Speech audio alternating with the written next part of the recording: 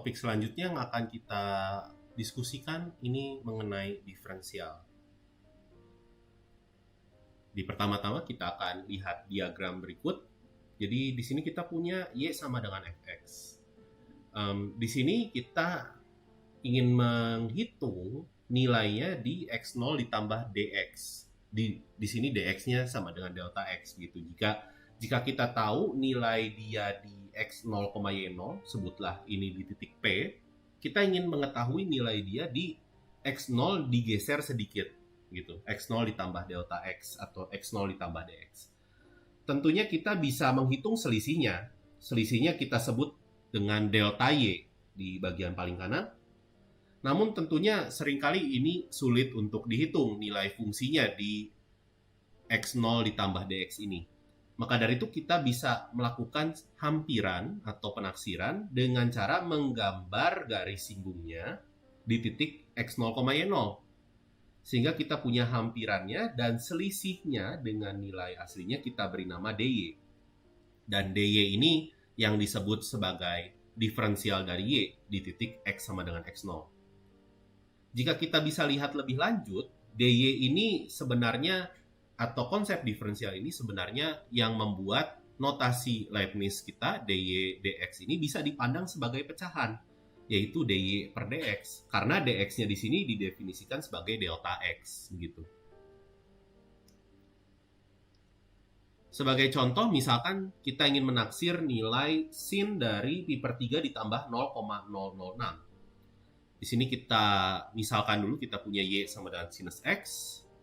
Maka dari itu kita bisa menghitung diferensialnya, yaitu turunannya, yaitu cos x dikali dx. Dan dx-nya di sini menyatakan perubahan nilai yang kecilnya tadi, yaitu di sini 0,06. Dan kita bisa hitung diferensialnya di titik x0. X0-nya di sini pi per 3. Biasanya kita memilih x0 adalah titik yang mudah dihitung fungsinya. Dan kita peroleh cos pi per 3 adalah setengah, sehingga diferensialnya adalah 0,003. Maka dari itu, untuk menaksir nilai yang diinginkan, kita cukup tambahkan saja nilai dari sin pi per 3 dengan diferensial dari y-nya.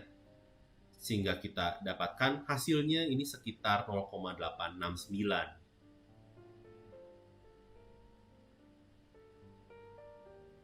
Sekarang kita lihat kasus yang berbeda. Jadi di sini kita punya fakta bahwa luas lingkaran itu adalah pi dikali jari-jarinya dikuadratkan. R di sini menyatakan jari-jari.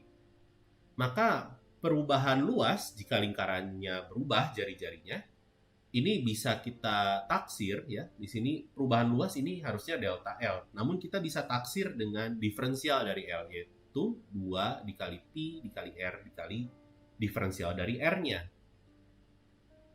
Jadi kita bisa menghitung rasio perubahan luas lingkarannya jika diketahui rasio perubahan jari-jari lingkarannya, yaitu adalah delta L per L.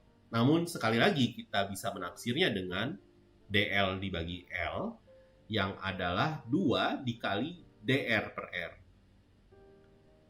Jadi jika kita punya jari-jari lingkarannya ini bertambah 2%. Artinya perubahannya itu 2/100 dari jari-jarinya, yaitu dr-nya adalah 2/100 R, sehingga dr per R-nya itu adalah 2/100.